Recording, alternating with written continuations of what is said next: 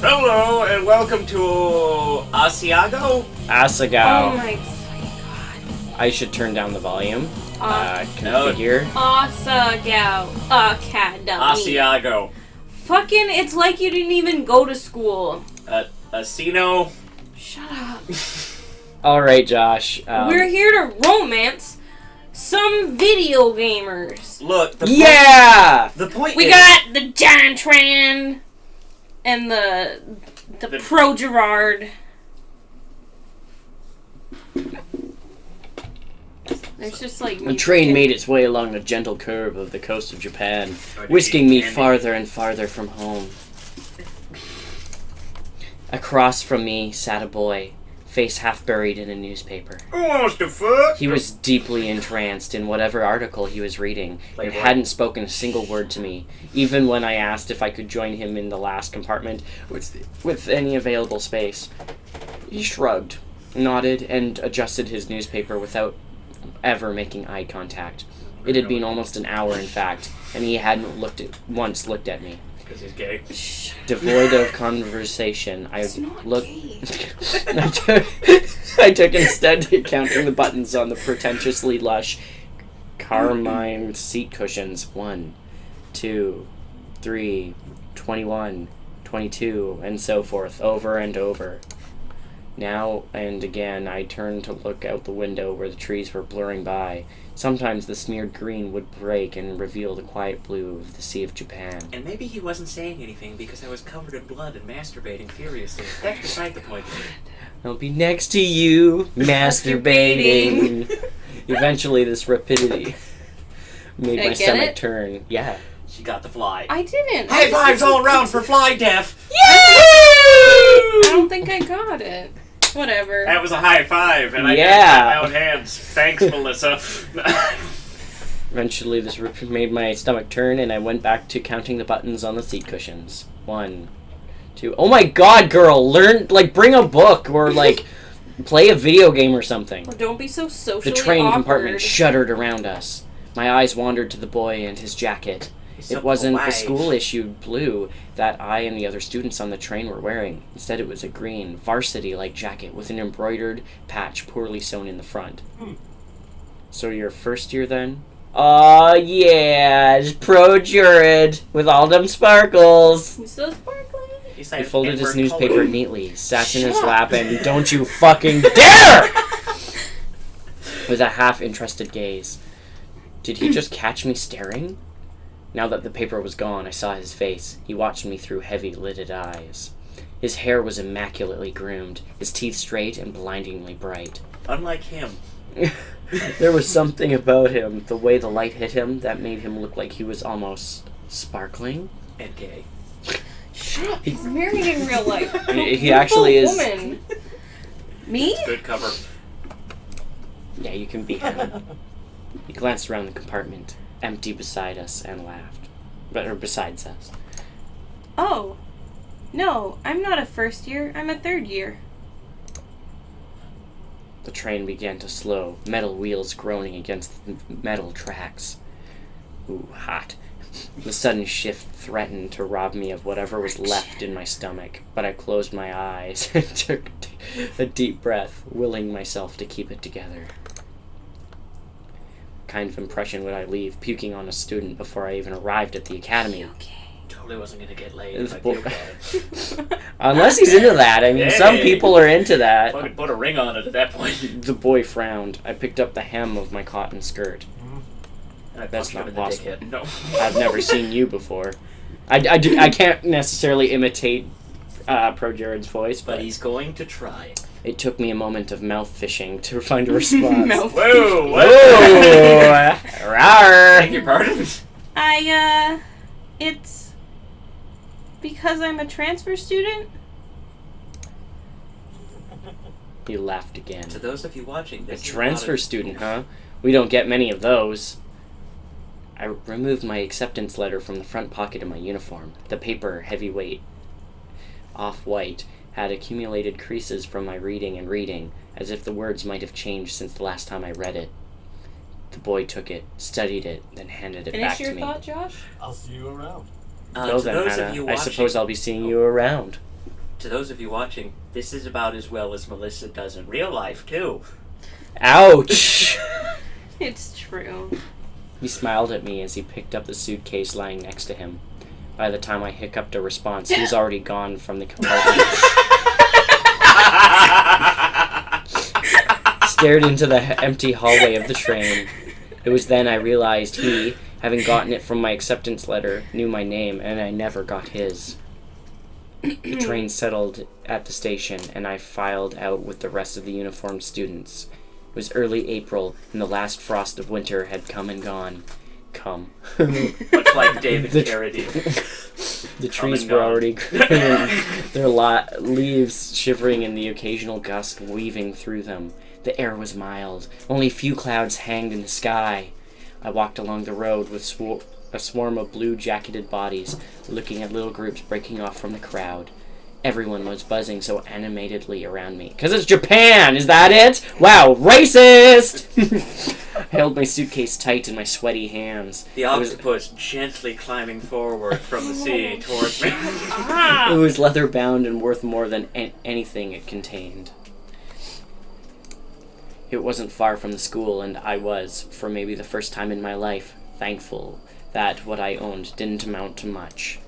My school issued black Oxfords click, click, clicked on the pavement. I walked this walk over and over in my mind. So many nights I lay awake, imagining what it would be like to walk from the train station to Asagao Academy for the first time. My new start. Weeb. I always imagined everything would change for me on this walk. That somehow everything would be magically different. And then I got fucked. But then I looked around, I realized nothing had changed. Except the octopus. I hadn't changed. By the time I reached the massive gate to the academy, I forgot all about the disappointment slouching in the back of my throat. The school, framed by the gate's twisting black metal, was just as beautiful as the glossy photos I saw in the pamphlets. Hello, welcome to Xavier's home for... Wait, wrong game. This is it, Asagao Academy. I glanced around. The swarm of students gathered around the gate. Beyond it, tiny blue people bounced around. Wow, racist! Describing them by the blue of their skin. You dick! The girl pressed a button to one side of the gate. The excitement in the air was almost palpable. A few moments later, the black gate, with great effort, creaked outwards and cleared the pathway. As the rest of the group shifted into motion, I followed along, a sheep in the herd. My stomach tied itself into knots. Come on in, kids. We gotta close the gate behind you so the octopus doesn't get in. The crowd split off in different directions. For a moment, I panicked. A tired-looking man with graying hair called out for first years. A cluster of fresh-faced students gathered around him. Voice. I do. Oh, he so has the old man voice. Hey, look at that girl! I turned. A few feet away, a small group of boys were pointing at me and snickering. Her bra's out. Her tits are out, too. Pink hair? Are you kidding me? God, what an emo chick. How desperate can you get? I think she'll suck my dick. Hot shame crawled down my neck. Because I totally would. I attached myself to a group of girls, following a few steps behind them. In the distance, cicadas hummed in time to my shoes crunching against the gravel. My hair. It wasn't my fault that my hair looked like this. Luckily, I found myself at the girls' dormitory, large sign in the lawn reading, Primrose House. The building dwarfed me in size and sheer intimidation. How many students did Asagao have? Too many. As I approached the building, a red-headed girl lingering nearby caught my attention. Okay. I looked away, then looked back. She was staring at me. She wants the V! She walked over. I should do a serious voice. You must be my roommate! They have voices? Some of them do, at Oh. times. Okay. Just little snippets. I eyed her warily. She was smiling and bouncing in a way that suggested her views on life were akin to a perpetual bouncy castle. She was totally What? into me. Me? Bingo. Of course, you silly. Let me guess, room 325? Not just 325, Josh. Shut I up. thought back to the paper I received a month prior with a list of all the supplies I needed for the year and my dorm arrangements. Yeah, that's right. Why did my list of media materials... She laughed, but I couldn't figure out what was so funny. Was she laughing at me? Because she's dumb looking. When I found out I had a roommate that was a transfer student, I knew you were going to be a total main character. Get it? It's a self-aware video game. I'm sorry. You should be, bitch. A what? When I saw you outside the gate, I knew it was you. I mean, look at that hair. You really are just the spitting image of generic. I felt a lump forming in my throat. What was she talking about? She had to be making fun of me. I hadn't spent more than 5 minutes on campus, and I was already being mocked. My hands began to tremble. Is there something wrong A lot. with my hair? Yeah. Oh, she's crying. Or about to. As she should be. Wow, Josh. God. Here we're like getting into it, and you're just being a dick. Yeah. That's how I go for life. Her face slackened from its amused smile to a more worried expression. And she began to laugh again. No, it's great. I'm sorry. It's great. I'm sorry. Oh, he's talking. Yeah, Josh. Getting off on the wrong foot, aren't we? You're totally going to hang yourself by the end of the year. Oh, Wow. Oh my god. I'm Mai Sasaki. You must be Hana. I bowed my head. Hello. It's nice to meet you, Mai. all your school books are waiting in our room. With your welcome letter, I read the envelope, and then I went through your things. I hope you're not mad, because I sniffed most of it and licked the windows. Mai started walking toward the dorm's front doors. I followed behind like a lost puppy. Opening someone else's mail is a felony. Yay! And you checking the front The desk more you already? know. No. Oh, sorry. No, I didn't. I didn't know I was supposed to. God, you stupid bitch. Good. They'll offer to have a staff member give you a tour of the campus, but I can show you around. We don't get many transfer students in year 3, you know. You must have really fucked up wherever you came from. Oh, is that your only bag? Just the one? I'm glad. I brought an extra bag of stuff to decorate our room with. I started already. I hope you don't mind. Weirdo. I know. But I did wait to string the lights up, the ones that say fucking go home. I thought we could do it together, you know? She spoke quickly, unlike Josh. Shut The up. words bubbling from her mouth and left me no time to answer until the end of her monologue. She's totally into you. Yeah, okay. That sounds good. Yeah, fucking better. Let's bang the redhead. That's how you talk at a reasonable pace, Josh. Shut up. She held the front door open for me and I hurried inside. Girls filed up and down the hallway, howling greetings and exchanging vague niceties that were, more often than not, "How was your break?" and "Look how tan you got!" It seemed like everyone knew each other. I followed Mai as she led me through the maze of students and up 2 flights of stairs. Each dorm floor looked the same as the last. Narrow, white doors lining both sides of the pale pink walls. Thin gold numbers. Thin gold numbers were tacked into the front of each, the numbers rising as we climbed. You're not missing anything with the campus tour, I promise. Mr. Satomo does them every year. He's like totally dull. He just drags you around to the second engine, and he's like, "Hey man, this is totally sweet. Don't you like the GIF and the entire campus?" I feel like he's going off script And a little talks bit. that weird Just a little. squeaky voice of his. Okay, you have to continue. I'll tell you everything you need to know. You can totally get mescaline from this one girl down in the basement. I smiled, trying to let this calm my nerves. Thanks. I guess. We headed down a hallway on the 3rd floor. Mai stopped us in front of a door numbered 325. Here we are. Now let's fuck. I would be down.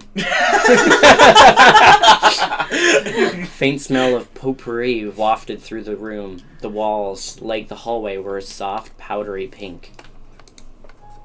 Tortured Souls. The only my guitar understands me world tour. Obsession by Alvinstein. That's great. I already defaced them with a tapestry of posters, magazine cutouts, and photographs. I leave a little bunny on the bottom bunk. Some of the photos were of cats, but mostly were of male models and rugged musicians. Those are not rugged musicians! No. A bunk bed, 2 writing desks with wooden chairs, a small dresser, and a mirrored vanity, all clearly provided by the school, were the only pieces of furniture in the... What about this cozy chair? You didn't mention the cozy chair! God. The top bunk was already covered in neatly tucked blankets and throw pillows of clashing patterns and colors. That's not surprising. The bottom bunk had a single stiff-looking pillow and a thin cotton blanket that I didn't need to touch to know was horribly itchy. I must have grimaced because Mai quickly smiled at me. I brought way too many pillows and blankets. I always overpack because most of them are covered in jizz. I went over to Italy over the break and my mom got really mad at me because I brought 5 bags while we were totally there for only a week. I read that correctly. She laughed, pulled several blankets and pillows from her bunk, and rearranged them neatly on mine. A sudden twinge of guilt and embarrassment hit me. Perfection. There, that's much better. Now let's get down to business. Thanks, Mai. I placed my suitcase on the bottom bunk and began to unpack its contents. Several changes of clothing, pens and pencils, empty notebooks, a few photographs of my father, a dilapidated stuffed rabbit, an old portable radio, and a small black box. Mai opened the curtains, and the sunlight poured in. Then I saw the bloodstains. So, where are you from? I slid the now empty suitcase under the bottom bunk. About 2 hours north of here. It's a small town called Amaririsu. You probably haven't heard of it. Fucking hipster bitch. I set the stuffed rabbit, Mr. Bunny, It soaks tears on my real good. bed beside a purple and teal throw pillow. Oh! Did you go to a different boarding school, or...? No, I'm poor and I went to a public school down the street from my house. Clearly she's not poor. She's going to a boarding school now. You got there, Public school? God, what a poor bitch.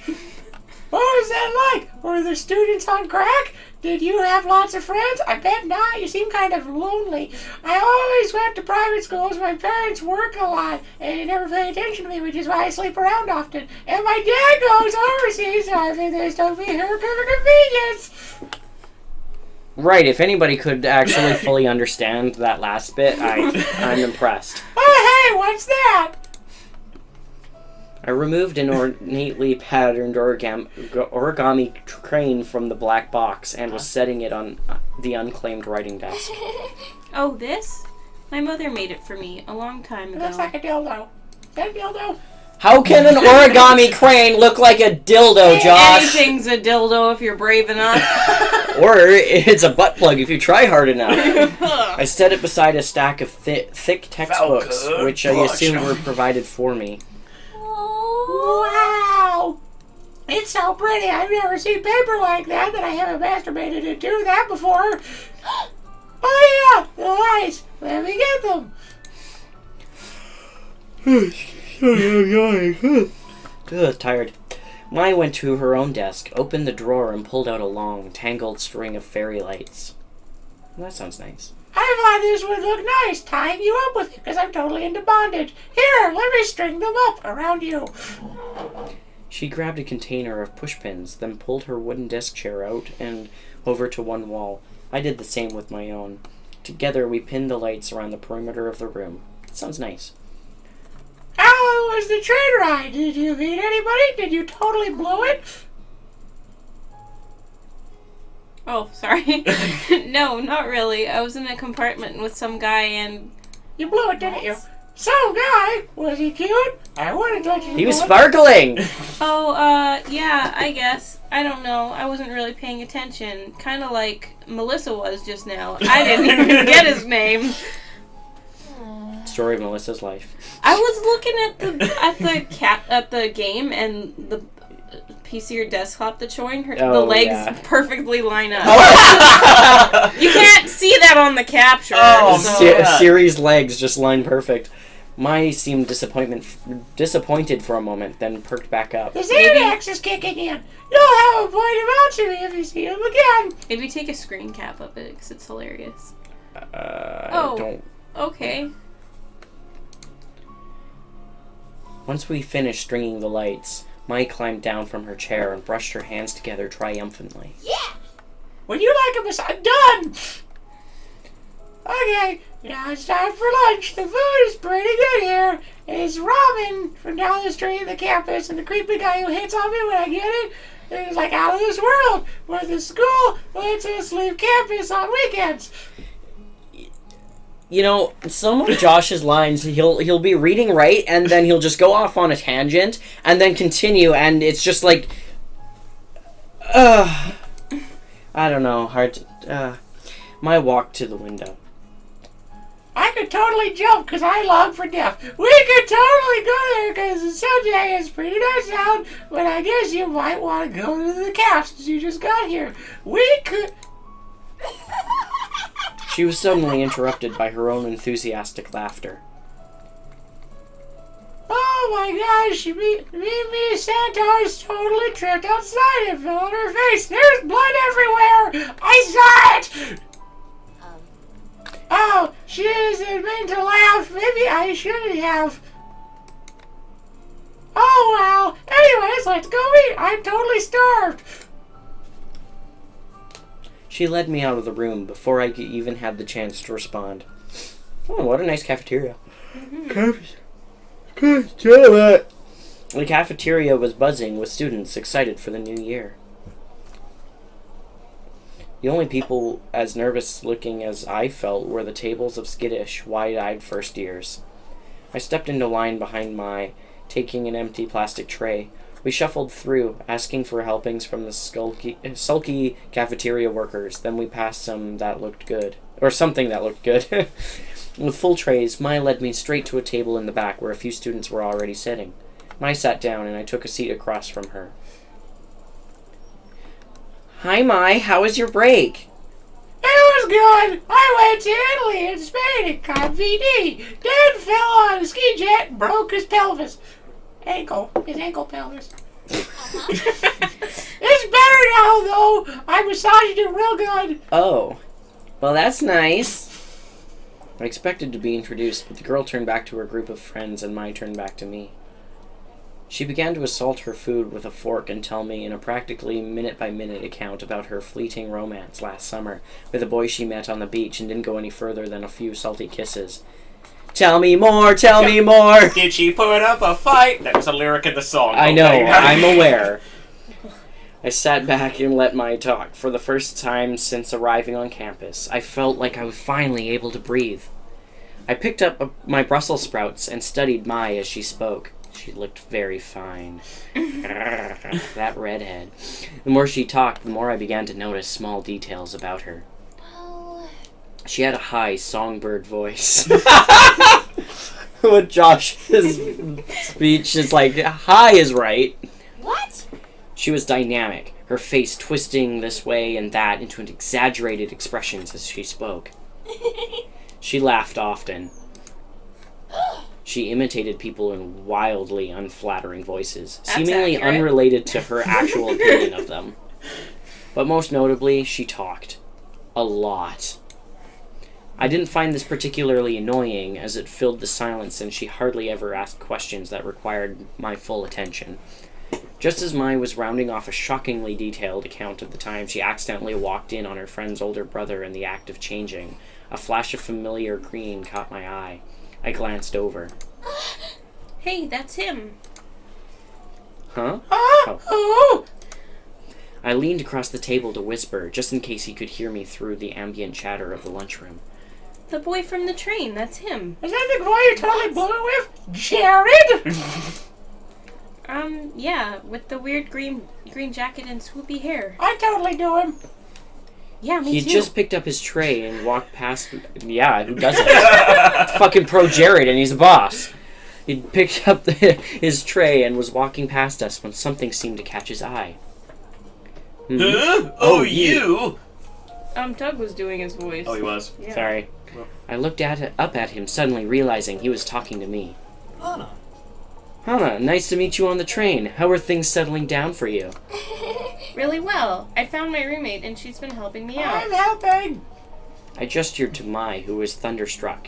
In fact, looking around, everyone was. People stopped eating to turn and stare at Jared and me, my shoulders bunched around my neck. Oh man, now I want to go for pro Jared. Right. Well, if you ever need any help, I'll be around. 3rd year, right? You're of legal age consent. I nodded. All right. Some of my friends are in that year. Of course, they can't compare to me, but I'll give them the heads up to look out for you. He flashed a dazzling smile, then winked. It's the least I can do for such a cute girl. Ah, he called me cute! Well, I'll see you around. Jared called me cute! I watched a torrent of thoughts raging through my... I watched a torrent of thoughts raging through my head as he took a seat next to a bunch of guys who were all wearing the same jacket. Should we find out who they are next time? That's Jared. I think you're right. Thank you, everybody, for watching. Hopefully, this wasn't super painful. We're gonna see you next time. It's me. Bye. Bye. Bye! Bye.